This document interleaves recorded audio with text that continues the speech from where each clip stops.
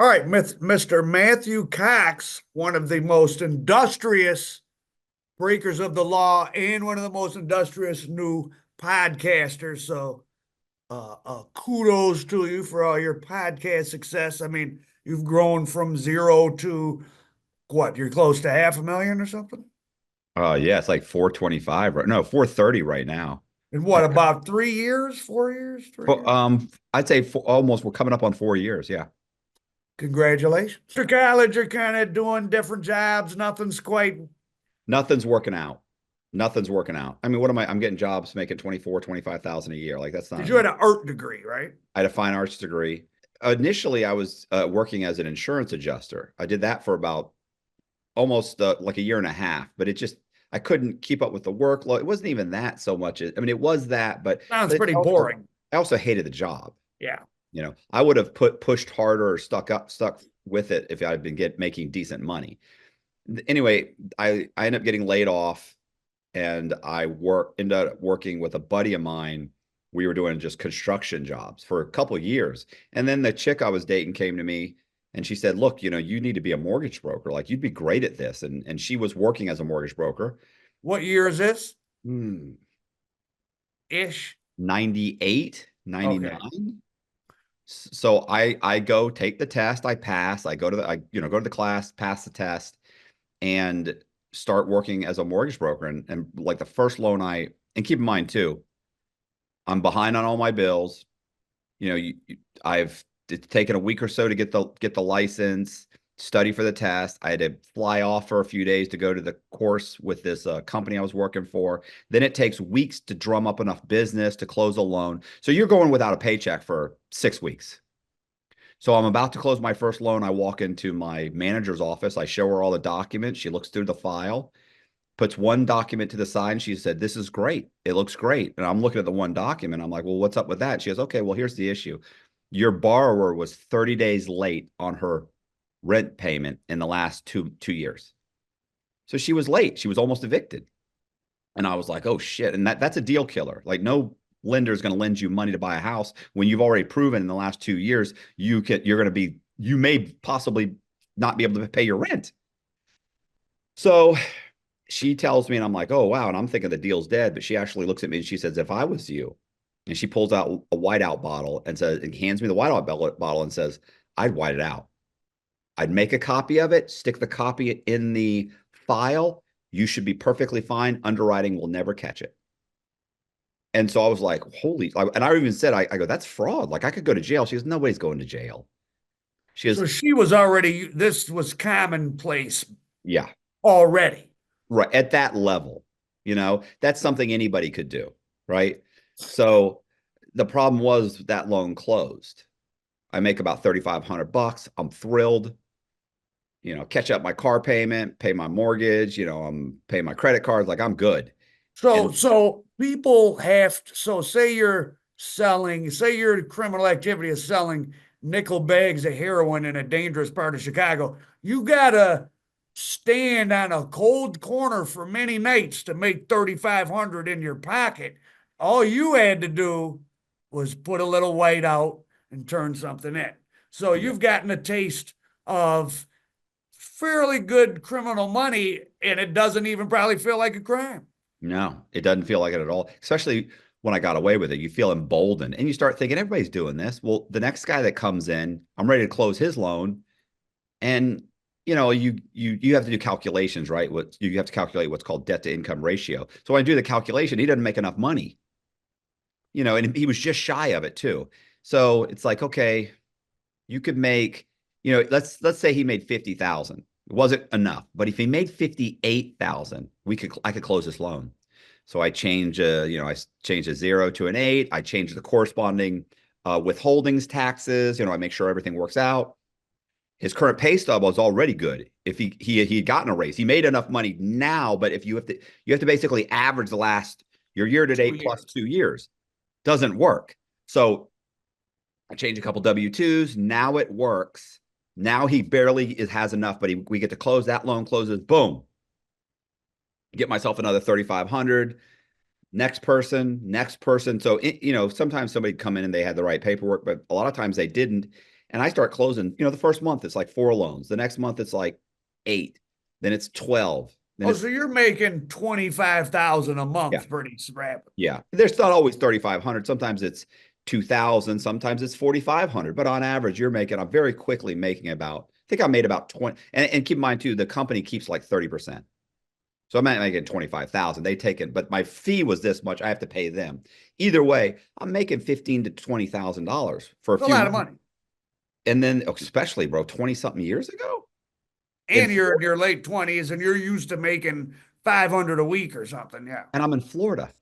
Like Florida ain't California, bro. You can live really Oh, well yeah. Yeah. for that kind of money. So anyway, a few months go by, the company ends up shutting down. And I end up Due to you think it was because they were doing shady stuff or just no, they would just do it. It was subprime bullshit, and their guidelines were very, very loose. So I temporarily went to work for another company that was a brokerage business. See, the initial company was a lender. Then I went to a brokerage business.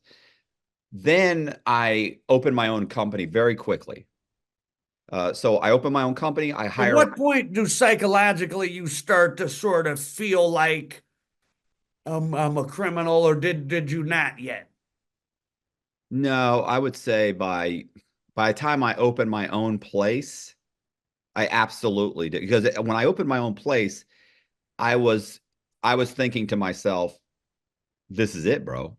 Like no matter what, this is your own. You've hired 10, 12 guys.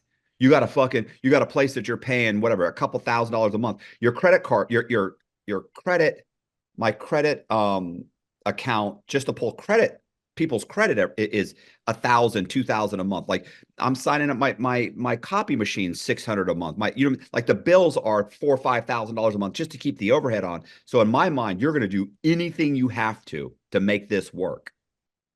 And that's what I did. Like I started getting extremely creative. I started making bank websites, for example. I would make a bank. Let me ask you, do you feel at that point where what you were doing kind of there was probably a lot of people at that level of or it's hard for you to guess as far as other companies like in that subprime world.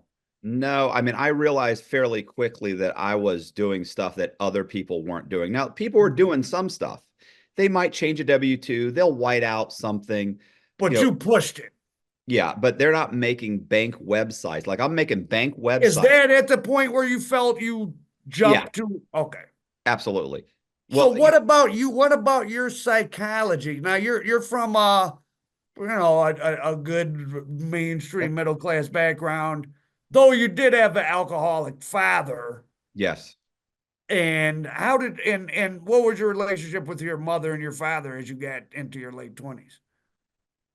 I mean, I would say this is the most proud in my late 20s, but by now I'm probably in my 30s. I'm 30, Okay. 30, 31. So I would say right now at this point, my father's probably the most proud he's ever been of me in his entire life. He has no idea I'm committing fraud. What he knows is I just bought a rental property. I just bought a brand new house 4 or 5 blocks away from his house. I just and my just off the golf course next to my sister with her husband, who's an attorney. Do you see what I mean? Like you're like, this is a kid that I thought I was going to be carrying the rest of my life. He's now making fucking money, a ton of money. I'm buying rental properties. I'm going on vacations. I'm buying cars. I live down the street. Like he's like, this kid's a success story. He can't believe it. So he was super proud at that moment. There was a brief period of time. But What yeah, about mom? oh, she's my mom, bro. I could run over a busload of children and she'd be like, he's a good boy. He didn't mean to, you know. So she's always gonna, always Be going to supportive, yeah. be supportive, right?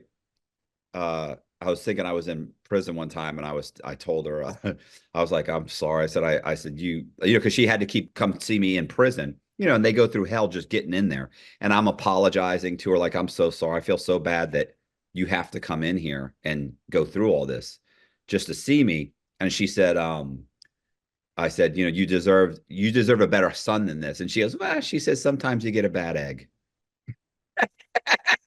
My mom had a dark sense of humor and she just kind of grinned and, just going. So, but yeah, I'm doing that. I start making fake So, bank. so okay, so you set up a bit, so you've made enough money from doing cutting corners to a degree that other people were. Maybe you're doing a little more, but now you take the plunge. I'm renting a building. I got employees. I got fax machine, copy machine, an account with the credit agencies. So you, as you were setting this up, it was a criminal. Did you have some cognitive dissonance of like, I'm a businessman, or did you know like this has got to be a criminal endeavor for it to work? I mean, I think I felt like a businessman. I just thought because you have to think I'm completely licensed. I'm an FHA approved lender, VA, subprime. We're approved with about 30 or 40 banks. Like all the licensing is correct. A lot of loans are going through that are just legitimately going through. But but let me put it this way, but if the guy walked in and there was a problem, he's getting a loan. Like Everyone gets a. If you everybody's can getting a if loan. you're willing to sign on a line which is dotted, you'll get a loan. Yeah, I'm going to make sure you get a loan. The only thing you might stop it would be, let's say, I don't know, it would have to have been something like the property didn't appraise high enough, or you are currently in bankruptcy or something. Like it would have to be something that's just out of my control. But And this is the time where the banks are getting really loose because they're just repackaging them up and selling them off, right? Or the banks aren't really scrutinizing what you're sent to the well, extent they should. mm, no, I mean, so here's the thing is like what I was doing then, I could do right now because I'm not saying, hey, this guy washes cars and he makes 20,000 a month. Like they're not liar loans. I'm providing you documents that you can check. You can call the employer. I can verify it. You can check the tax ID number. I've got it. You can go to Oh, check his because you've paycheck. created this person's, Yes, I've you are created. the employer, or I I'm mean, the you've set employer. up an employer. And I'm the employer. I'm the bank. I'm his property management company. I can make canceled checks. You can verify so with the I'm bank. just curious.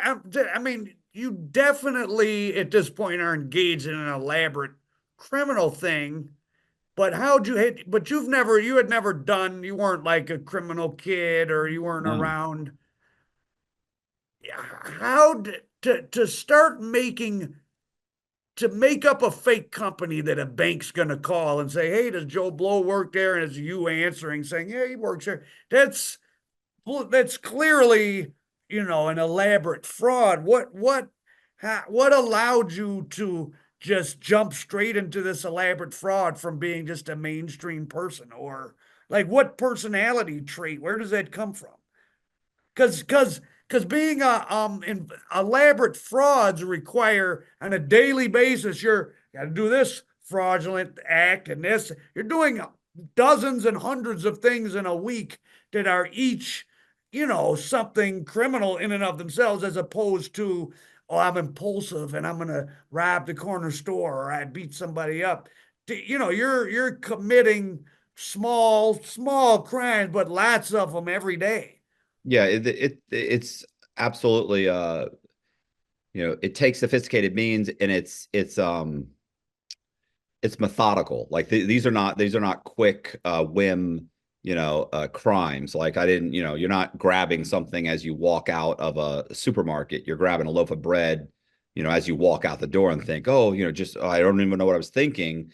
That's not what's happening here. These are building websites. These are making fake documents that you can verify on the internet. You can make phone calls. I've got fake lines that can be answered. I have I've hired companies to answer these phones. I have what do you call it? Not secretaries. What do they call them? Like A a virtual office or whatever. virtual offices. I have, I've got all of that set up. And like if you walked into my office and you could qualify for an FHA loan legitimately, you got an FHA loan. But if you walked in and you didn't quite qualify, if a guy walked in and I thought this guy's never going to make one payment, like he doesn't get a loan. Like, I don't want it coming back on me. So, but if you got somebody who comes in and they're like, look, I got my down payment, or but you look at his stuff and you're like, fuck, like he changed jobs, 4 times last year. He's in a completely different profession and he doesn't quite make enough money, but he does pay his rent. And I feel like, he's probably going to pay it. And he's got his down payment. I'm going to get you the loan. So it's not like we're taking derelicts off the street that are never going to make a payment.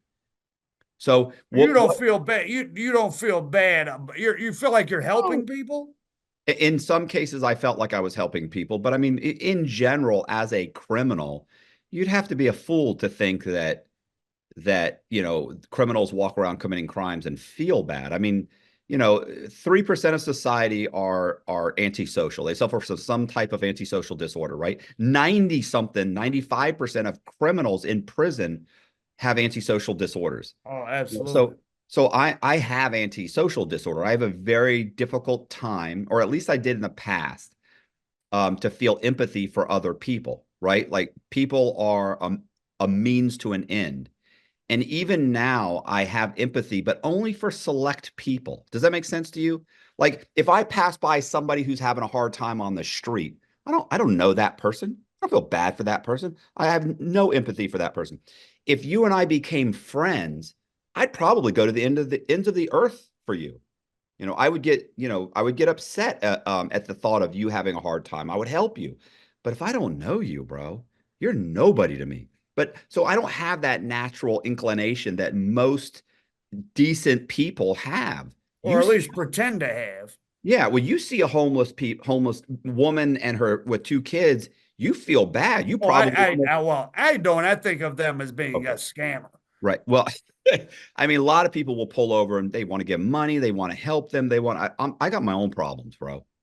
You know, so Well, I don't even think a lot of those people have pride. I think that the people you see in public doing a performance, that's what it is. If you're people with real problems are under a rock somewhere. Like if they're in a parking lot in a mall where there's a Whole Foods, that's all designed. They didn't get there by accident and suddenly go into a crisis. But that's a that's another story. So, but I guess what I was asking was you were doing very elaborate things.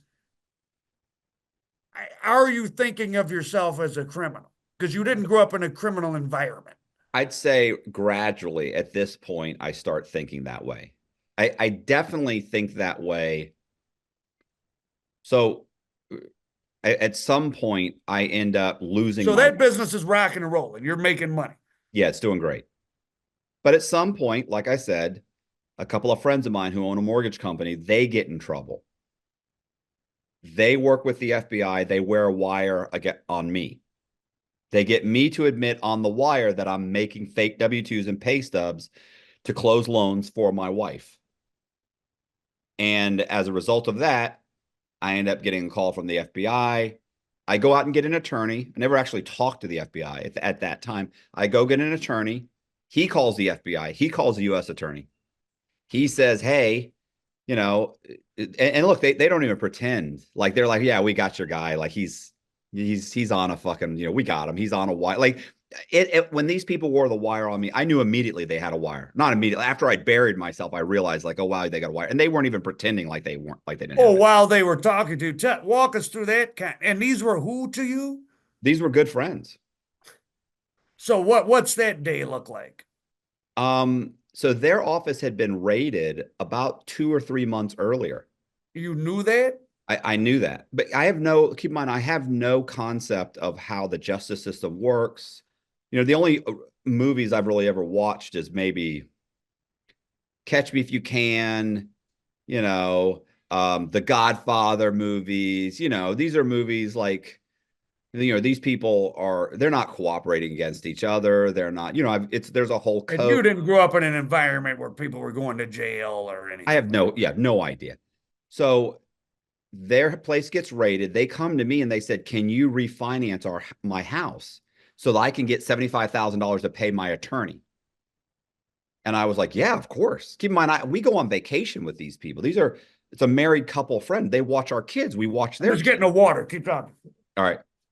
So what I end up doing is I refinance their house and they give me fake W-2s and pay stubs to use in order to refinance their house. I pull out about 75,000. I also know that the appraisal is juiced up a little bit higher than what the house is probably worth. So I get them 75 grand. They give that $75,000 to their attorney. Their attorney immediately turns around and says, you need to wear a wire against this guy. You need to cooperate with the FBI and wear a wire against this guy, Cox. So they do that. The FBI wires them up. They call me and say, Matt, listen, the FBI is asking questions about you and your wife.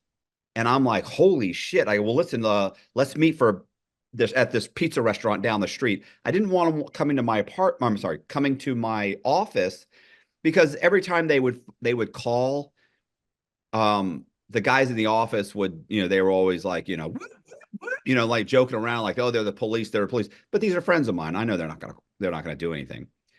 Right. So I go and I meet them at the pizza place. And we sit down and they're like, listen, that, when they raided our office, they took all of these documents and now they've gone through the documents. They're asking questions about you and your wife.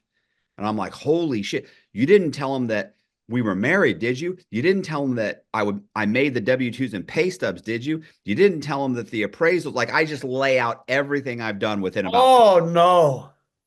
And so I said, and then I sat back and I went, wait a second. Let's think about this. I said, here's what you need to tell them. Tell them that you never met her in person. She called you on the phone. That way you can deny that I never even met this person. She called on the phone. She signed the document. She sent them in. She went to the closing. We can remove you from having the ability to provide any evidence against her. So immediately You should have been a lawyer. Immediately they say, they're like, well, we can't lie to the FBI. And I went, you can't lie to the FBI. I said, bro, what are you talking about? Like, this is her husband. I go, you've been lying to the FBI. Like, I just refinanced your house using all fake and he stands up and he goes, we've never lied to the FBI. We may not have told them the truth or told them the whole truth. Oh, so it gets real lied. awkward. That was the moment where you're like, oh no. Well, especially because of this reason. I'm looking at him thinking, who are you talking to? Like, I know that's not true. So it's like, who are you? Like, what the fuck are you saying? Like, and I thought, oh, fuck. And I was like, oh man, I realized like they're wearing a wire right now. And I said, I looked even in those small of a cases, I mean, they had people wearing wires. Yeah. So I looked at her, which her name was Gretchen. I look at Gretchen and I go, wow. I said, I hope you get something for this. And she started crying and she goes, Matt, I don't have to go to prison. She goes, I have a daughter. And I was like, well, I don't have a kid. Like, I got a son. And I went, yeah. And I said, okay. I said, tell the FBI agent to call me on the phone. Do not come to my fucking office. And I get up and I leave. My fear was if he walked into the office, everybody would quit. So he calls me about 15 minutes later, get him on the phone. He says, I need you to come downtown. You know why I'm calling. Like, we're not even pretending. Oh, He goes, wow. you know why I'm calling. Like, he waited 15 minutes, which is just enough time for me to get back to the office. So he was there. He was actually sitting like behind them. So I realized that later. But anyway, I get back to the office. I get on the phone. He says, can you come in? I said, yeah, I'll be in on Tuesday. This is like a Thursday or something. I start calling attorneys. I schedule several attorney meetings. I go meet with a couple attorneys. I end up picking an attorney. He wants $75,000. And he cancels, by the way, he cancels the fucking meeting with the FBI agent. He calls him and says, yeah, he's not showing up. He says, I'm going to talk to him. I'll get back with you. He calls the U.S. attorney. He even calls Pete and Gretchen's, the two people. He calls their attorney because he knows them. And he tells him, listen, you know what they've got on him. He's done. He just buried himself. It's over. So he's telling me, you're done. You go to trial, it's $500,000 and you lose. He goes, or you plead guilty and it's $75,000 and I walk you through it. He goes, or he said, if you're willing to go into your office right now, he said, you haven't been indicted. It's just a criminal complaint. He said, if there's no dollar loss, and I was telling him there is no dollar loss because those properties that I had bought, renovated, and sold to my wife, almost all of them had been resold. We sold them to people. One of them was up for sale. It was selling in a couple of weeks. There's no dollar loss. There's no potential dollar loss. And I said, no, because they were saying, oh, there's $500,000 in loss, and there wasn't. So I'm like, okay. He said, if there it really is no dollar loss, he said, I can go to the FBI. I can get something called pretrial diversion, and I can get them to not indict you. Go into your office, grab 10 of your mortgage broker's most egregious fraudulent files, and then you cooperate against them, because they're taking your place, and I can keep you from being indicted at all. And I said, absolutely not. I'm not going to do that. I'm not going to fucking do that. I was like, these guys are friends of mine, bro. Like, I'm going to what? I'm going to do the same thing that Pete and Gretchen just did to me? Fuck that. And I can tell you right now, 100%, that was the wrong call. Absolutely. If I had it to do over today, I would have gotten my truck. I would have walked into the Friday meeting with everybody there with a dolly. I would have scooped up the file cabinet and I would have said, you motherfuckers better go get fucking attorneys. You're going to have some questions answered. And I'd have fucking wheeled it in the back and I'd have driven it straight to the fucking FBI agent, because every single one of those guys cooperated against me. Every single one of them. But aren't you the one who inducted and indoctrinated them into the game, or no? I think all but maybe one or two. Yeah, I did. But I was indoctrinated too. And you're a grown man and you know what you're in for. And that's it. And that really, when I remember when that whole thing, when I eventually kind of take off on the run and I find out that everybody's cooperating, that's really when I said to myself, oh, hell no. No, That probably made you very antisocial. Oh, fuck yeah. Yeah, if I was bad before, I was like, oh, I don't give a shit. I'm cutting everybody's fucking throat if anything ever happens. Like, so I'm into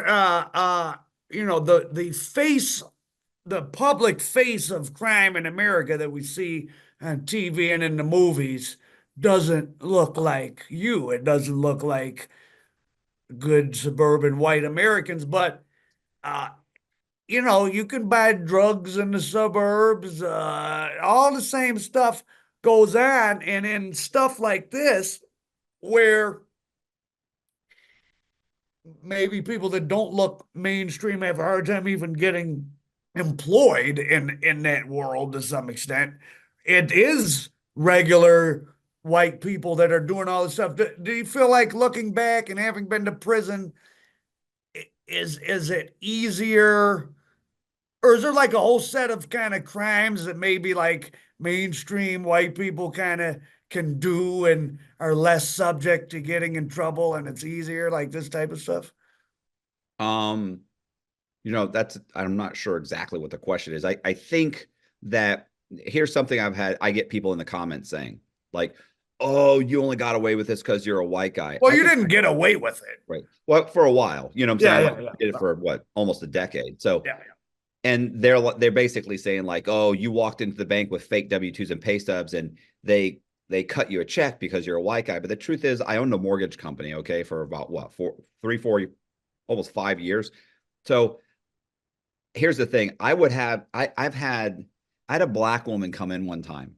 She's wearing a muumuu. She's huge. She's wearing fuzzy slippers.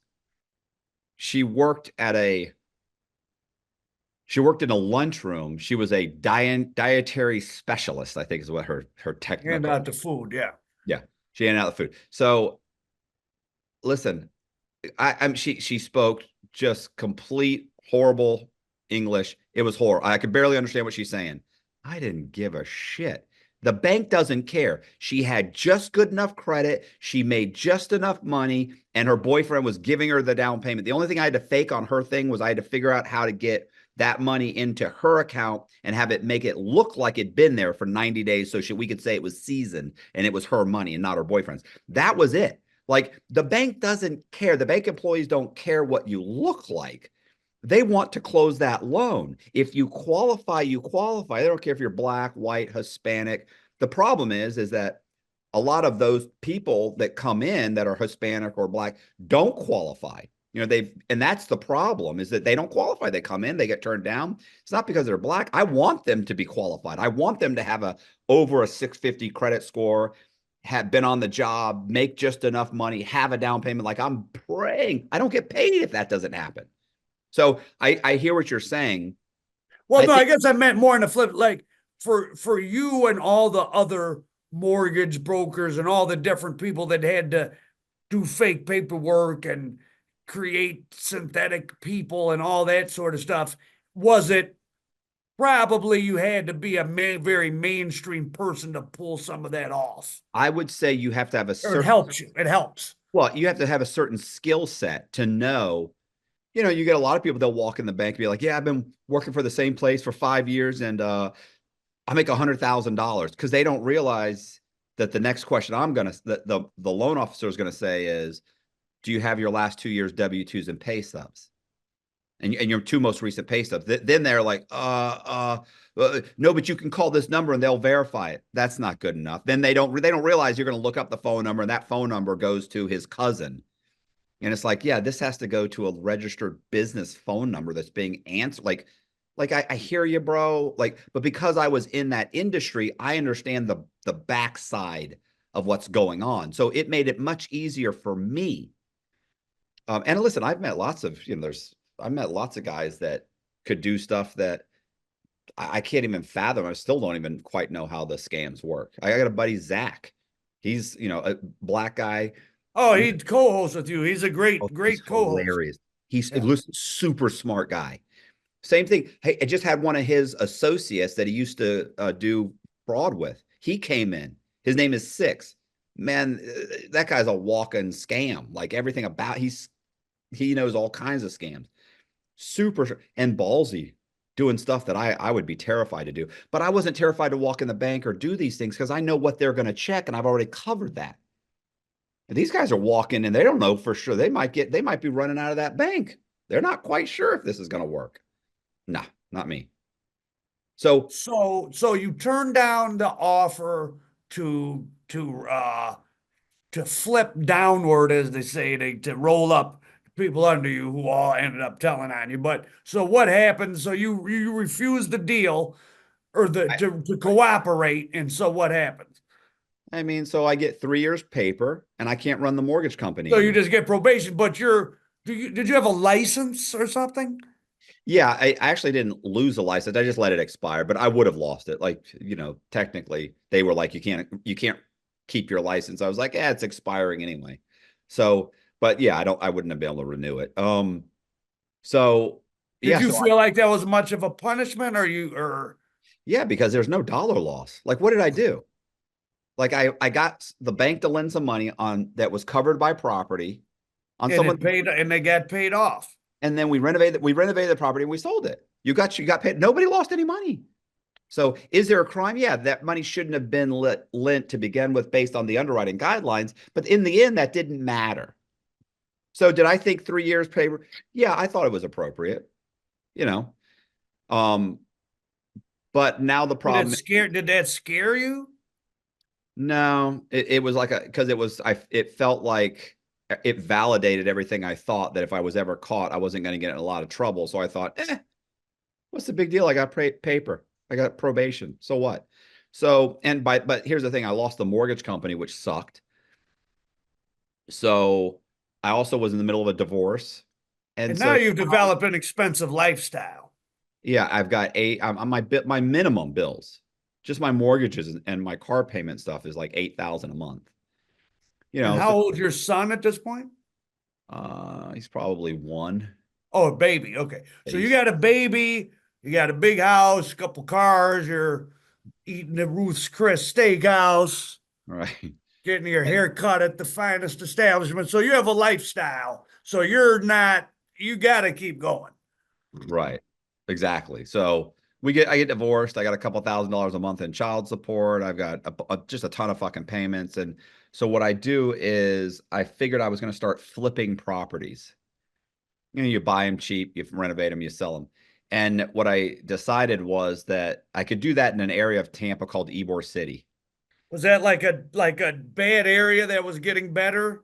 Exactly what it was. It was going through not I mean Gentrification? gentrification. Thank you. the city had just dumped like $80 million into this massive complex, and they were moving Is that like houses. an area near downtown that used to Yes. be rough and they're trying to and they revitalized it type of thing? Yeah, exactly. And so I go in, I start buying houses there. The problem with buying houses there is that the average house is selling between 100 to 100 to 150,000. Oh, so But you they're could, not too cheap. um, no, I mean this was 20 something years ago. Those same houses are selling 3 and 400,000 right now. But anyway, but you could buy like a crack house in that area for 50 grand. Like it's a shithole. So what I decided was I started making synthetic identities. I went to Social Security. I figured out how to get them to issue Social Security numbers to me in different names. And then I would go get secured credit cards, make the payments, and in 6 months, I've got a 700 credit score. I would then go buy houses in those names, and I would pay the extra doc stamps on the deed. So if I bought the house for 50,000, but I paid, let's say, $1,050 extra, it would show up as a sale at 200,000. So because for every $100 or $100,000, you pay $700 in taxes. So or doc stamps. So that's what I did. I started buying these houses for 50,000, recording the value at 200, 220, 250, 200, 210, 195, whatever. So I create a fake person named, Brandon Green. He buys a bunch of houses. Then another guy named James Red, he buys a bunch of houses. And another guy, named Lee Black, he buys a bunch of houses. So in the same general area. So the whole area, the value of that area shoots up through the roof. So And now, by area, what, like maybe a couple square blocks or something? maybe let's say a square Mile. mile, mile or two. And So you so, do like 8 or 10 transactions in a square mile, and it right. brings up the average. Absolutely. That's exactly what happened. So now James Red owns a house that's worth $220,000. He's got 700 credit scores. He's been on his job 5 years. He can verify his employment. He can verify his rental history. He's got canceled checks. He's got money in the bank, and I can refinance the property, get a loan for $190,000. I've only got 50 or maybe 70,000 in the property. I make $120,000. And again, you're continuing to get more. You must be sitting down and thinking about this stuff. You're really have become criminal minded. Yeah. Uh for sure. But you weren't. I'm just interested. You weren't someone. It's interesting to me that you didn't grow up. You weren't someone who was stealing bikes in the ninth grade. You weren't criminal minded. You didn't. Did you ever like sell weed in college or any? You didn't do any of that. So, Listen, I've never smoked pot. I've never taken a drink of alcohol. I've never smoked a cigarette. The only thing I've ever done is I had a prescription for Xanax at one point because I was having panic attacks during this whole thing. I bet. So yeah, it's just interesting that you. I get maybe because it was just paperwork, and you're dealing with regular people, so it didn't feel like, oh, I'm knee deep in crime. No, I'm also not stealing from like individuals at that time. Like individuals aren't losing money. Think about it. I bought the house. The guy's selling the house for 50 grand. I bought it for 50 grand. He got his money. Now my synthetic identity owns the house. I then go to the bank. I get a loan for 200,000. I make a few payments. I let it go into foreclosure. Who did I rip off? The bank. Well, all corporations in America are ultimately owned by individuals. So, I mean, in that case, then I've got, 400,000 victims that I've caused a fraction of a penny to across America. And for that, I am deeply sorry. so this is a pretty sophisticated. This is fairly sophisticated to figure out. I'm going to raise these home values by buying a bunch. I'm going to create all these IDs. That's already more elaborate than, it's funny. People call that guy, what, Jordan Belfort. Oh, he's a Wall Street fraud. That guy, I mean, they were just calling people on the phone and lying and tricking them. They didn't do anything elaborate at all. But it's just funny that how they make some people sound like they're these sophisticated masterminds, and what they did was very simple. But so what you were doing had some fair degree of sophistication. Yeah, I mean, listen, I got a 2 point enhancement from the government for what's called sophisticated means. If they feel what you did was sophisticated, they can. That's a oh wow. That's an enhancement. So yeah, Oh, so don't be too smart when you're out there committing. exactly. Um, yeah, so I did that to the point where I had borrowed like 11.5 million. And Is this at the time when you created the politician? well, I didn't create I mean, I had a guy that was running for office. And it's funny because I had seen But your money got him in office, right? yes, but I mean, he was running anyway. But here's the funny thing about that is I saw his signs in the neighborhood. His name was Kevin White, Kevin like M. White. And he had these little signs, vote Kevin M. White, blah, blah, blah. And his middle name, I think, was Michael. And so I actually saw the name Kevin White and I thought, hey, I'm going to name one of my guys Michael White. So I name him. I go get an ID. I mean, go get a social security card, get the credit cards, build up the history. How do you do that? What do you mean? How did you tell us how you create the synthetic person? So I would make a fake birth certificate and a fake shot record, and I would go into Social Security, and I would say, that I had a son or a daughter, whatever, that was born at home with a midwife, and the pediatrician never issued a social security number. He told me I needed to come down here. I called. You guys said you would issue me one if I could bring the birth certificate and the shot record. And my son was under 12 months old. He's 10 months old. So I would give that to the clerk. I'd fill out what's called an SS5 form. Would So I they feel like make you bring a baby with you, or you could no, just? they do if the kid is over 12 months. My kid's 10 months. My child is so I give them the stuff. They go and they check the computer and they go, oh wow, you're right. Your son doesn't have a social security number. They think he exists because they got a birth certificate that I Because made. you just made it. I just made it, right? Like I had to order the seal and the special paper and the whole thing, but I made it. And then so what happens is you get all that, I get all that, and they issue me a social security number. So now 10 days later, I get the little card. I take the social security number. I go to on my computer and I start applying for credit cards. Well, of course I get turned down. And I'm not applying saying the kid's 10 months old. I'm saying that the kid was born in like July 7th, 1970. Because Social Security doesn't know that Social Security number is attached to a 10-month-old child. They don't know it, sorry.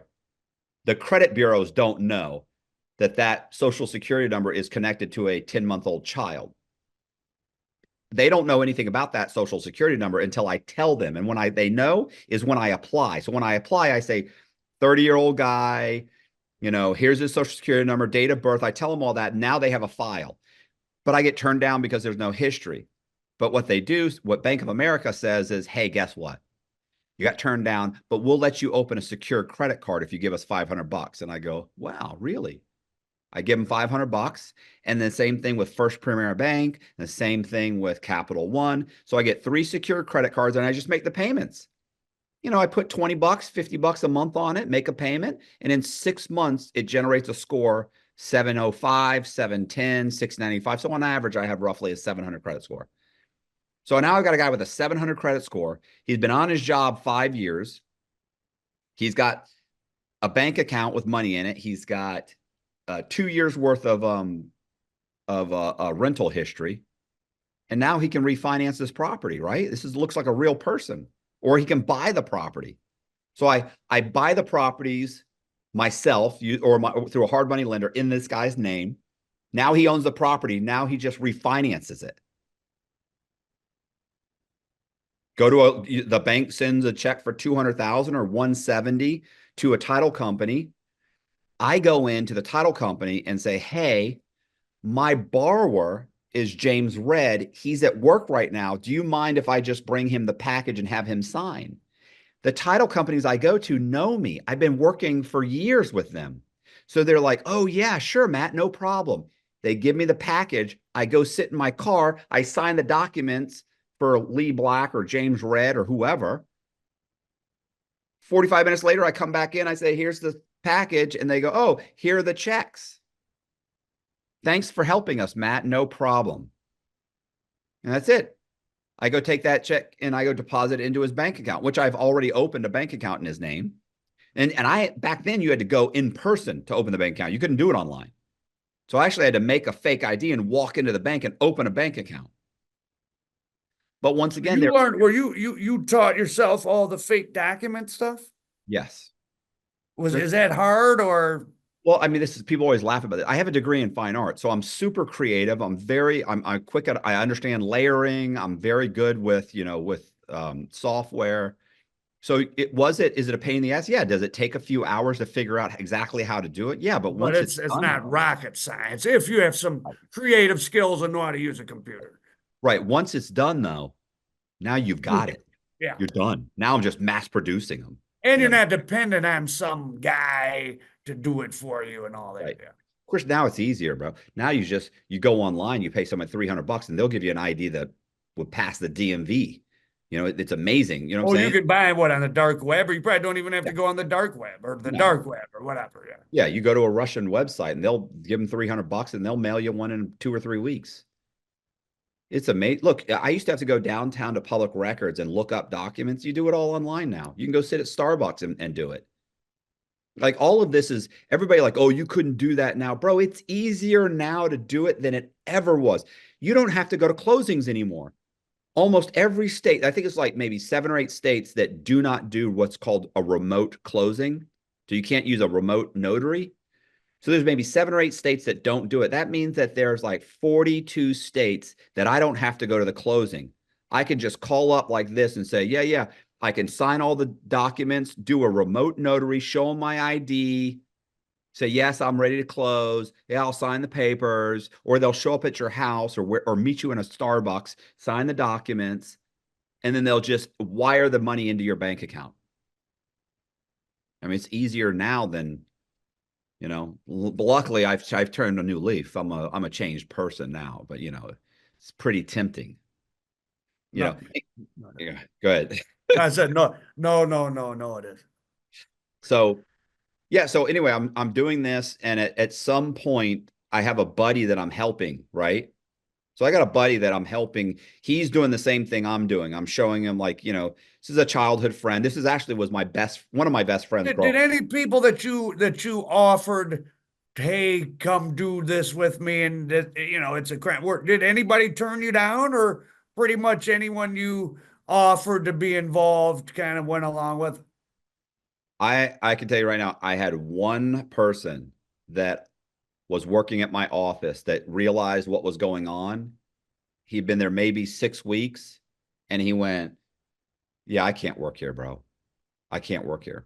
He had worked at like Morgan Stanley for like 3 years and quit Morgan Stanley and came to work for me and said, I can't, because he wanted to get into real estate.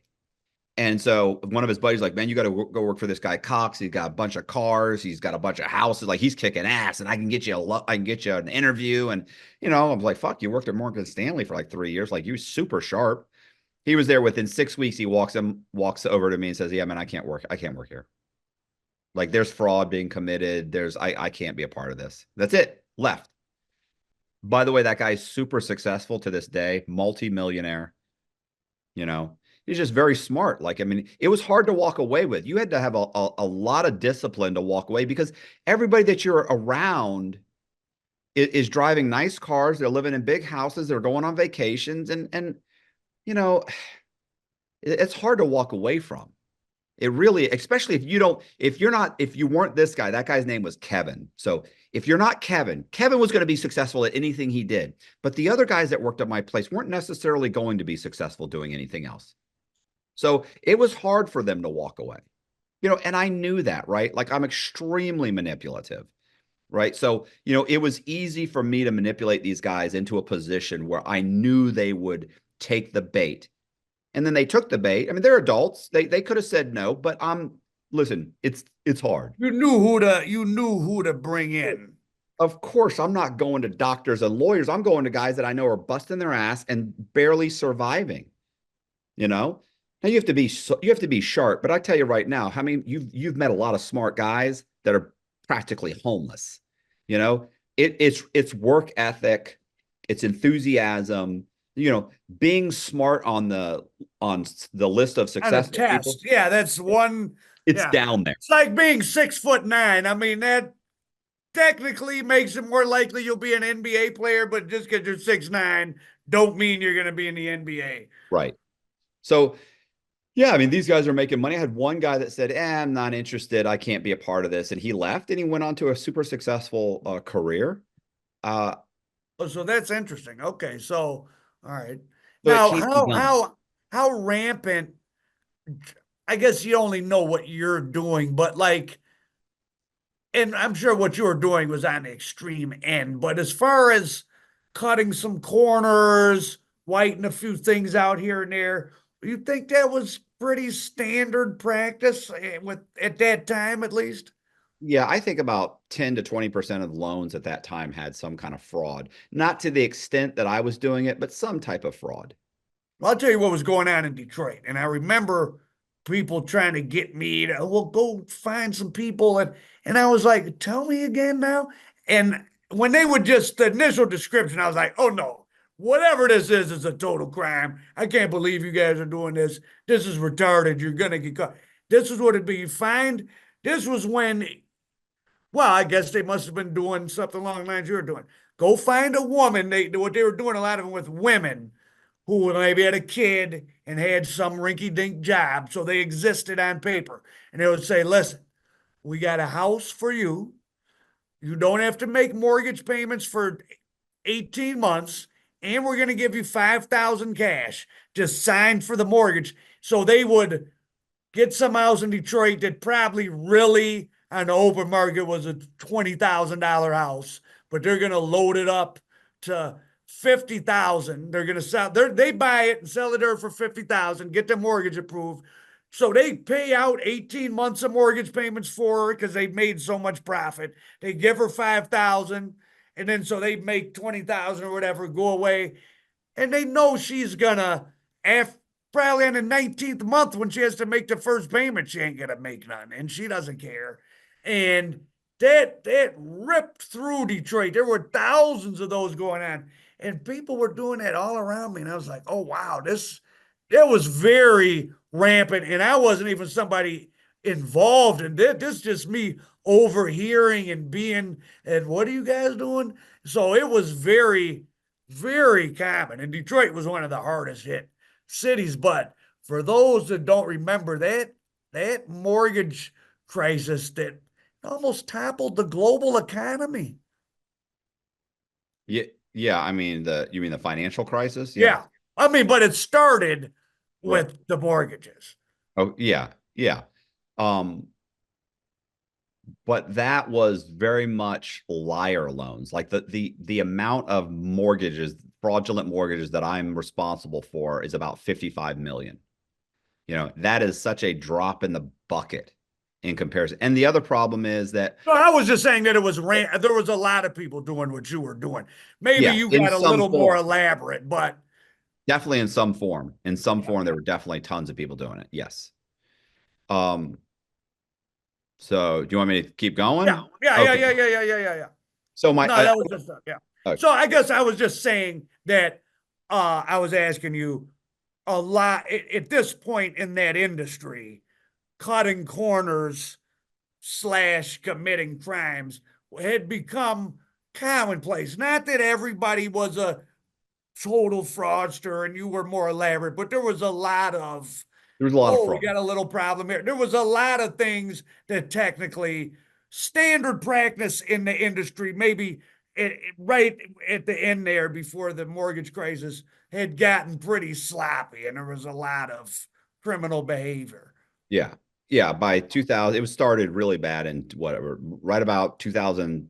2003, 2004. Like that's and this what I'm telling you right now was in 2003 is when I had a buddy that I was helping, a childhood friend. I was helping him run a scam in Orlando, and I was in Tampa. And he went into the bank and he got caught. He got arrested. He had opened up several bank accounts using the name Michael White. Remember, I told you I made the name Yeah. Michael White? From the politician, yeah. He had an ID. He made the name Michael White. He was using that name, bought a couple of houses, and he was renovating or refinancing those houses, depositing the money in the bank, and he was pulling money out.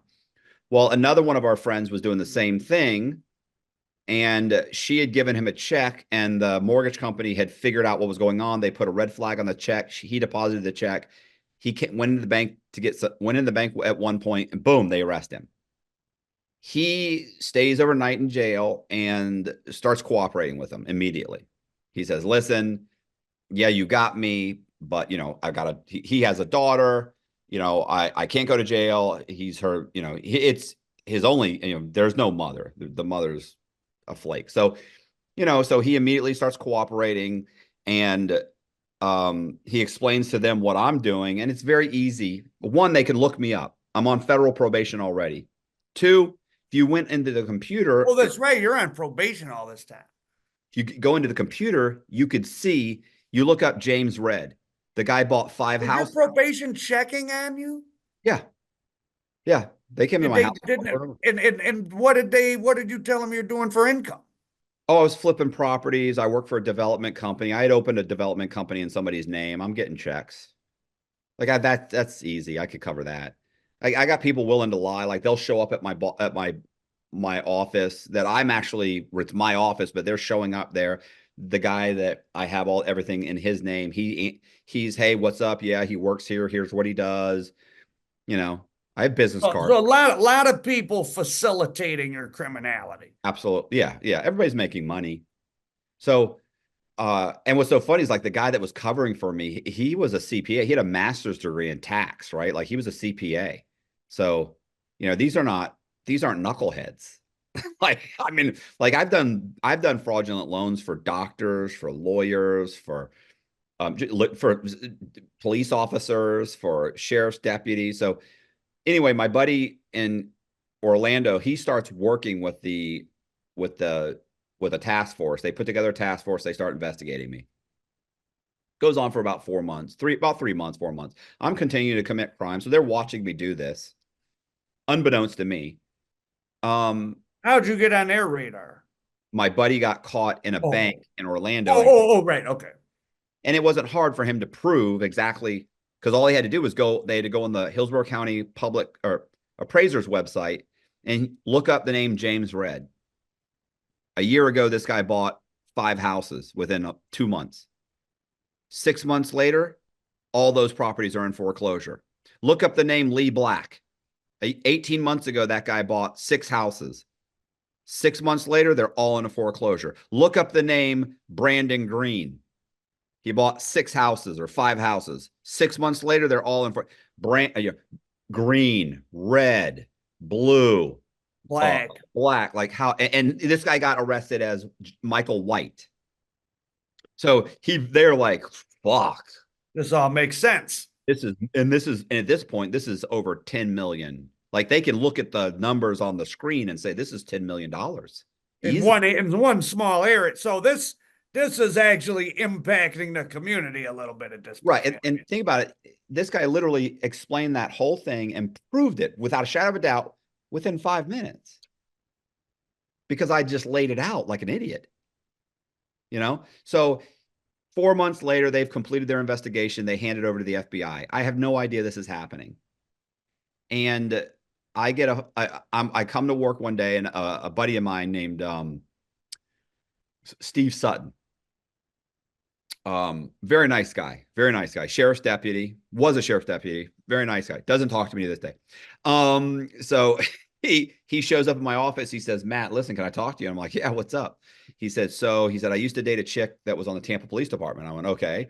She was a part of a task force recently. I said, okay. He goes, my name came up because I bought some houses from you. I went, oh, okay.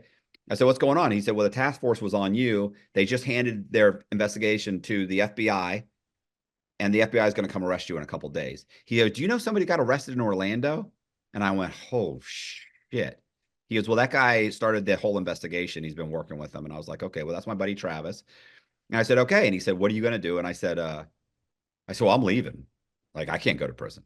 I'm not going to prison. I'm already on federal So you probation. knew you were in trouble at this Oh, point. I know that it's at least 11, 10, 11, 12, who knows how much money has been lent. I know it's a problem. Did you ever think you were going to get caught the second time? No, No. no. Listen, I am only half as arrogant today as I was 20 years ago. And I'm still super arrogant. But back then, I was so fucking overwhelmingly cocky. So I'm just like, shit, I'm leaving, bro. So I'm ready to go. And I remember he said, what do I do? I said, hey, just tell him you didn't know what was going on. You signed the documents that I gave you, blame everything on me. I said, it's fine. Like you're a police officer. Or you're a sheriff's deputy. You don't know what you're signing. You told me you wanted to buy this house. You showed up for the closing. You signed the papers. That's it. You didn't know what I gave the bank. You don't know. He's like, okay. So, and he never did. He never got indicted or anything. So I take off on the run. I actually took the chick that I was dating with me, which was super stupid. I go on the run with her. We only had about 80 grand because keep in mind, we've been buying properties. I've got like a ton of properties. So you didn't have much liquid cash. 80 grand ain't much to go on the run with. Right, right. So, we've got what, half a million, a million in the bank, but you can't get that out in a day. So it takes about a day or two to get out even the 80 grand. You can't walk in and say, give me $500,000. Like, it's not going to happen. So we're getting people to cash checks for like 7,000, 2,000, 4,000, 3,000. Comes to 80 grand. I grab her, we take off. I have so very little money. We go to Atlanta. We rent a house. I assume the guy's name that is the owner's name. I go down. I rent the house. House is worth a couple $100,000. It's in a nice. It's maybe 4 or 5 years old. I go downtown to public records. I pull his documents on public records. I see that he had 2 mortgages on the property. I create 2 fake satisfaction of mortgages on his property and I record them.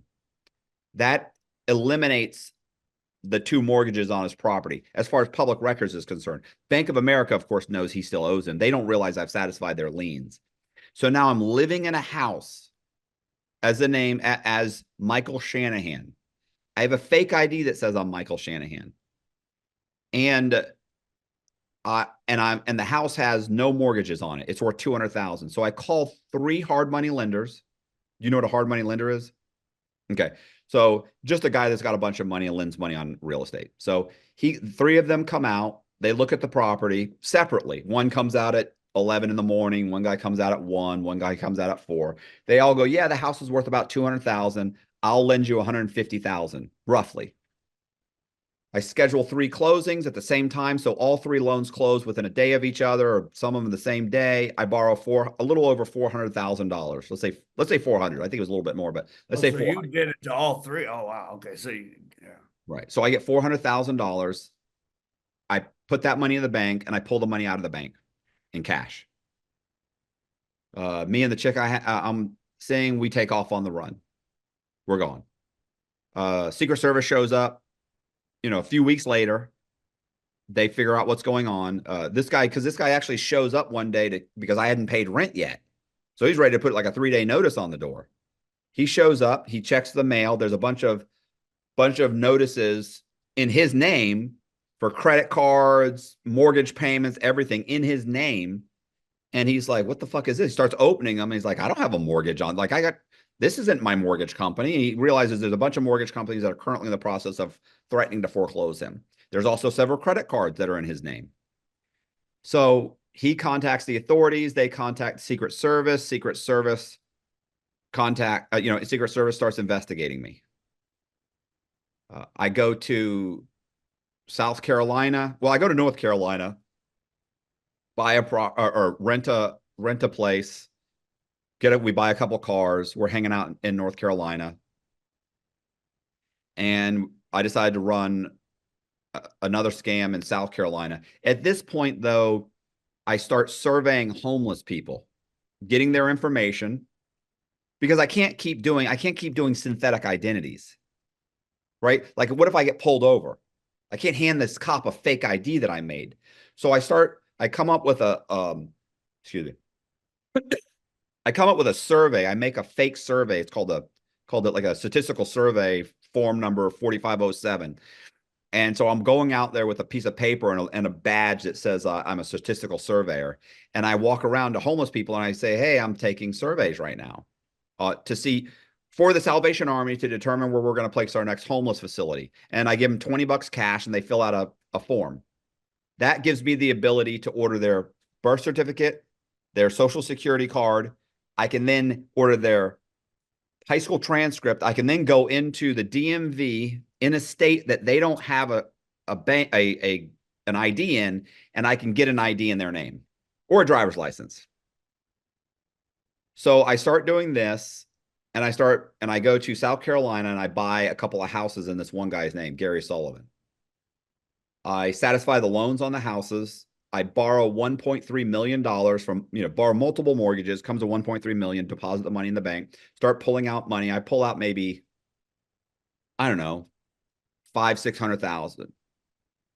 And keep in mind too, the whole time we're going on vacation, we're blowing money, we're buying cars, we're spending stupid money.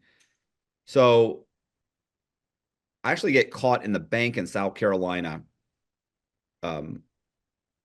And they handcuffed me because Wachovia Bank realized that there were 3 mortgages on one of the properties. And so I convinced the detective from the police department or sheriff's department, I'm not sure which.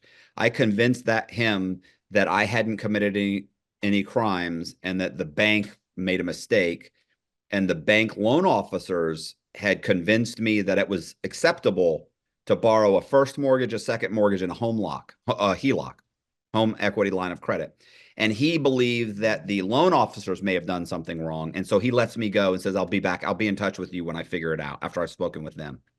Well, of course, I just jump in my car and leave. So I leave like $600,000-$700,000 in the bank. I've got like $600,000 in cash. The girl and I that I was dating, we end up moving to Houston. We get into a huge fight. I take about $100,000 and I leave. I leave her with the rest of the money. Well, because, it was a huge argument and I didn't need the problems and was afraid she was going to call the cops if I took all the money or even took half the money. And she made a valid point. She was like, look, you're going to go on, you'll take $100,000, you'll turn it into $1 million. In 3 months, you'll have $1 million. She's like, I can't do that. I have to live the rest of my life on this money. And I was like, she's wanted too. Yeah. she's now wanted to. So I take off. I go to I go to Nashville, Tennessee. I assume another homeless guy's identity. I start buying houses and recording the values higher. So I buy like, whatever it is, 5, 10 houses in this area, start building new houses. I open a development company. I'm there for about 1.5 years. So at this point, I've been gone for about 3 years. I start dating this girl, and we find out that Dateline, NBC News, is about to do a 1-hour special on me because I've been on the run. I'm still out there committing fraud. It's been 3 years. So we start asking people to cash checks because I'm planning on going to like Australia. And in the meantime, the girl I was dating tells her friend who I really am. She calls the Secret Service. Secret Service watches the house that we're staying in for 3 days. And one day I pull up and boom, they arrest me. So it all begins from there. So what's the initial conversation with the feds and with your lawyer? And were you kind of shocked at the time you were facing? All right. Okay, so you're taken into custody. How does it when you're caught? Are you like, oh wow, did you realize how much trouble you were in, or when did you? I mean, I realized I was in a lot of trouble, but a lot of trouble to me meant you were probably going to get 5 or 10 years. But that's not what it was. That's not what it was. So, I get arrested, I get brought downtown, and you start realizing the scope too. Look, there had been there'd been 30, 40, 50 articles. I'd been in Fortune magazine. Like they're doing a Dateline episode on you. You know you're fucked.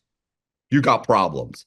So, when I get like they've got helicopters. When I get to the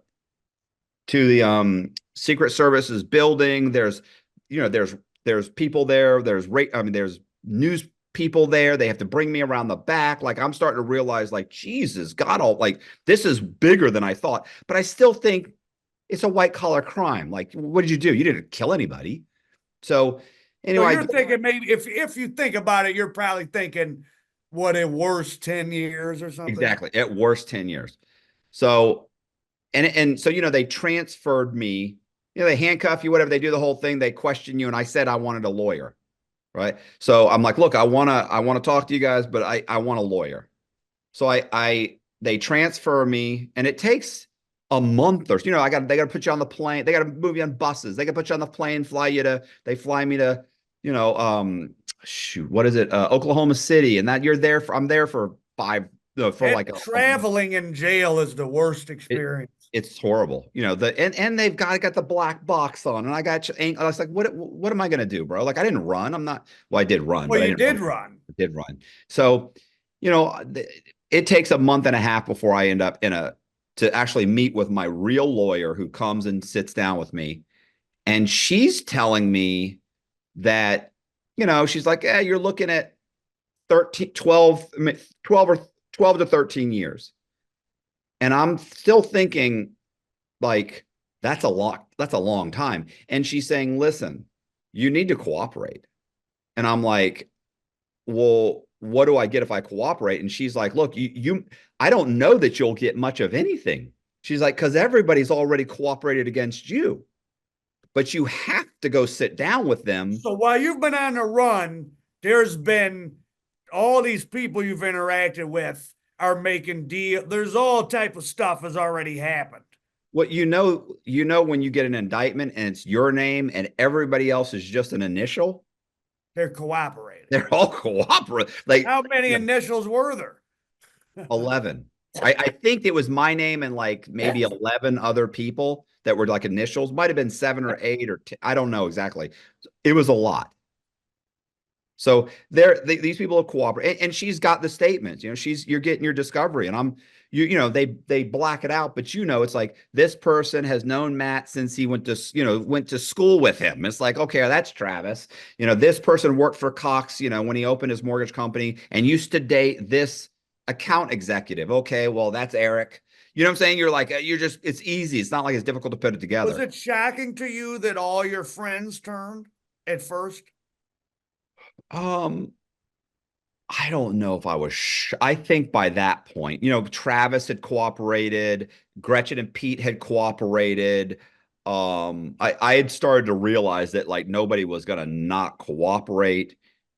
And that's interesting. So because these are all in their head mainstream people, nobody has even a fake allegiance to some code of the street because they don't think of themselves as street people. They don't. I don't think, like I said, you realize you're breaking the law, but you think it's kind of minor and innocent, and it's not a big, like I'm not robbing, people. I'm not kicking in people's doors. I'm not violent. And when you're doing white collar crime, you think, you think who's losing some money? Some banks are losing some money, and it's not a big deal. And you justify it to yourself.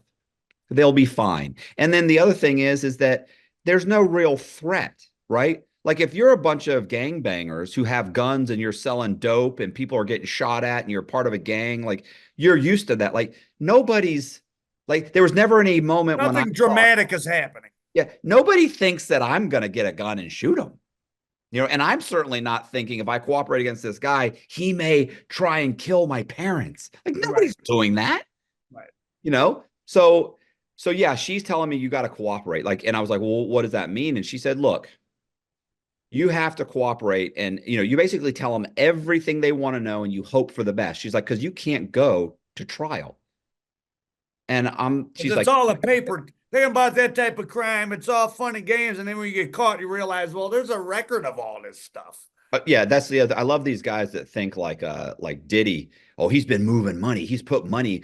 He hasn't put money. It's all ones You and can't zeros. move money. I mean, you can hide a few $100,000 or maybe a million, but you can't move $50 million and people don't know. First of all, every time he would have had to have been planning to move money for 10 years ago and been constantly removing cash, constantly. That would have been a money laundering operation that would have had to have started 10 years ago for him to end up with 10 million dollars in cash like that. It would have raised so many red flags. So same thing. Like I don't all of this is traceable. They can see where everybody got the money. And they have kids and so they start going like, I don't owe you anything. I got two kids. I got a wife. You're some guy that I made some money with and took off on the run and they're ready to cut my throat. And it's like, I get it. We were friends, but we were work friends and we're both scumbags. And you can't be you can't do scumbag things and then with scumbag people and then expect them to be stand-up guys, because you're not a stand-up guy and they're not a stand-up. If you were good guys, you'd have worked 2 jobs or 3 jobs and you'd have done with less. And that's not the person you are. That's right. Certainly wasn't the person I was, Very insightful. Now because it always boggles my mind how amazed people are that I can't believe that this guy that I used to sell fentanyl and shoot people with is testifying against me. Well, what do you mean? Right. Right. You guys are willing to shoot people and kick their door in to get $15,000. He won't get on a stand and point at you to keep out of prison. Of course he will. Right. And so that's basically what happens is my lawyer convinces me that I have to meet with the FBI and the Secret Service. And she's telling me that I'm going to get 10 or 12, well, sorry, 12, 13 years. Cause we look at the sentencing guidelines and that's Well, where I'll let you, we'll end it at this because we're going to okay. do a part 2. So just leave us on this cliffhanger here. Okay. So and we'll backtrack some of this in part 2, but the PSI, the pre-sentence report, is created later on. And when was that first moment when you saw what your charges really carried and what you could get or what you were gonna get? Well, my initial chart, my PSI, when I got them, of course, I'm sitting in. This is after I Other haven't. stuff has happened, but just When I get it, yeah, yeah. it says 32 years to life. So that had to have shocked you. Nobody had ever mentioned 32 years or life. You can't even get life for a white collar crime. And that's what. And I remember my lawyer looked at it. She goes, this is stupid. She said, first of all, you can't even get a life sentence for. She goes, you can't But get you a life could get sentence. to 32 though. Yeah, and that's what I was thinking. Like 32 might as well be life. What do you mean? Oh, you can't even get that much. Like, what are you talking about? That shouldn't even be in consideration. 32 years is enough. And that was legit. Like what you did and what they had you on definitely carried 32 years.